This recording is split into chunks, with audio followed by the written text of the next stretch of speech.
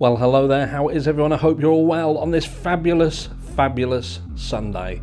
And do you know what else is fabulous? You, because despite it being Sunday, you're here and you're watching me.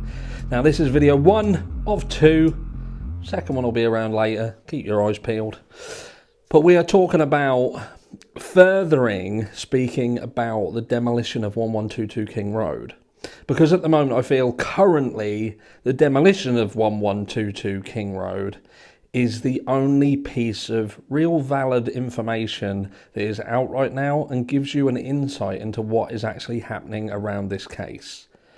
Now, we have seen leaked emails over the last few hours, couple of days I believe, one of them is from the prosecution, one of them is from the defence, and they're dated back to the beginning of April, it seems, where both sides are basically saying, look, we're okay with you going ahead and knocking this property down.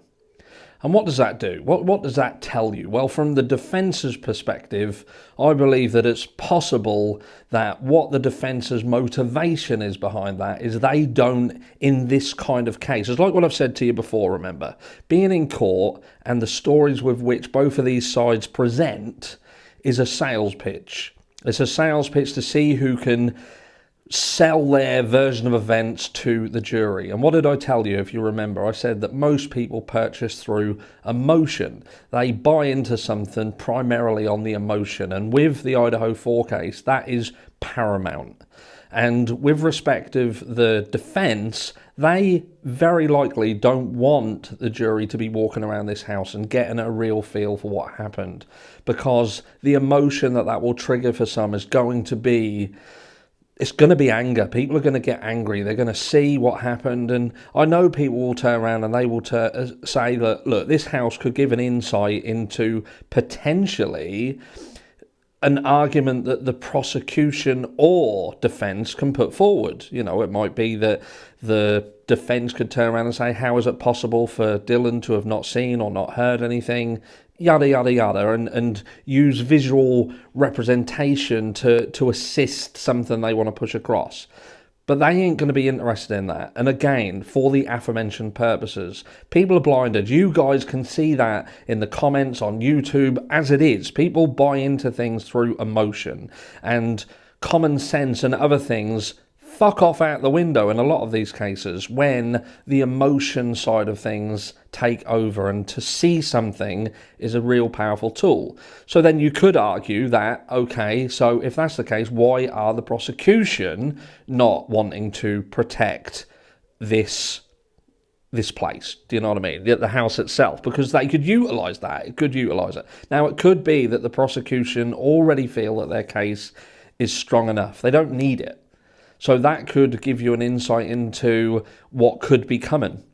They could indeed, people have said quite rightfully so, there could be a lot more information. Now, it would appear Ann Taylor is coming forward and saying, look, you don't have anything. You don't have a link between my client. You don't have a link between him and the victims. There's no DNA found hair, and hair. So she can talk a lot about what there isn't, but there could be a lot more things. There could be.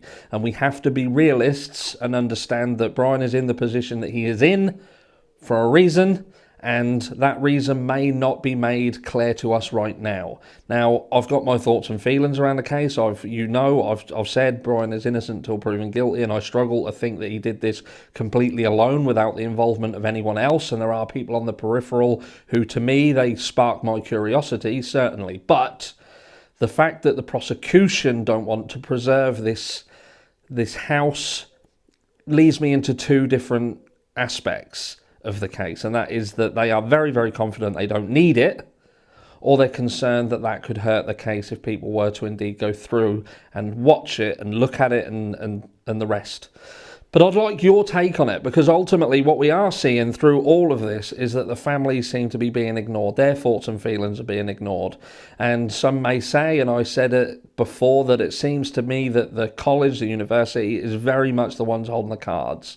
They want very quickly to get out of this situation and to start a healing process. Well, it's not a healing process. What they want to do is not have this black mark on their town that could affect their revenue streams, and that is all it's about for them. But then you've got to kind of question whether they should be given that much power and allowed that much power for disingenuous reasons, to try and say that it's to do with the healing process and help and move forward, when that's not the case. It isn't the case whatsoever, and anybody who comes forward and says that is the case, they're naive, they're lying to themselves, because what this place really needs to heal and grow is to say, look, we're going to do everything we can to bring this person who we feel did this crime to justice, and we are going to preserve this house to enable that to, in the event that it's needed in order to do that, to be utilised. Because we need to be doing everything that we can to truly move forward. Because that isn't going to move forward if it turns out that Brian Kohberger, say, gets off on a technicality, or gets off and it turns out that this house could have perhaps played a really important part of getting justice and putting it to bed. What it could potentially be that the house being demolished early goes to not allowing this place to heal and grow. But again, I'm spitballing. Obviously, because that's what I do, I spitball. But at the end of the day, it does look like this house is going. It looks like this house is going to be demolished prior to the trial. And both sides, they do seem to be okay with that happening. And they obviously both have reasons. What do you feel that the reasons truly are? Not so much with the college. I think that we can nail the fact that this is a business decision for them. This is strictly business, baby, as many gangster rappers would say.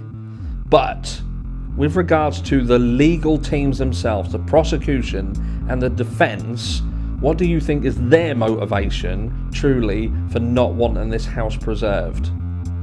Let me know down below. Like I say, keep your eyes out for video 2. It's going to be a blast. I'll catch you all in the next one.